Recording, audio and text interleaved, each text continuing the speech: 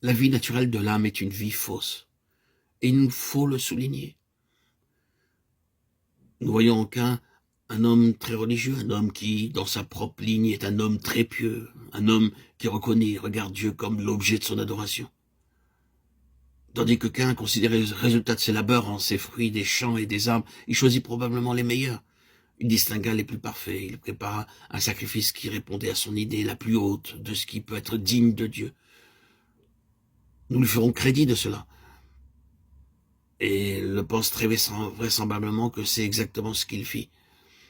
Il apporta ce qu'il avait pu trouver de meilleur et chercha à rendre de cette manière son culte à Dieu. Il cherchait la vie dans cette ligne-là. Mais, nous le comprenons, son âme était obscurcie. Et cette action de l'âme, cette énergie, ce mouvement, cette vie de l'âme, cette vie naturelle, était une vie fausse. Elle le trompa, elle le séduisit, elle le poussa à agir d'une manière qui le mit en présence d'un mur fermé.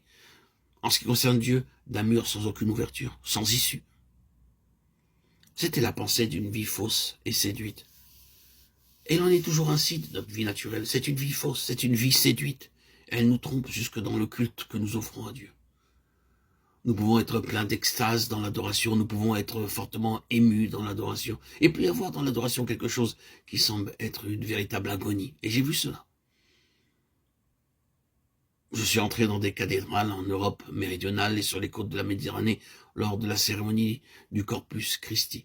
Et à d'autres occasions, et lorsque l'hostie était élevée, j'ai vu les fidèles prostrés sur le sol dans ce qui paraissait être une agonie, poussant des soupirs et couverts de sueur. Et moins d'une demi-heure après, dans la rue, ils se servaient de leurs couteaux l'un contre l'autre. Oh, oui, c'est une vie fausse, une vie séduite. Ceci en est naturellement une expression extrême. Mais nous pouvons voir les mêmes choses sous des formes plus modérées. La sincérité n'est pas nécessairement réalité.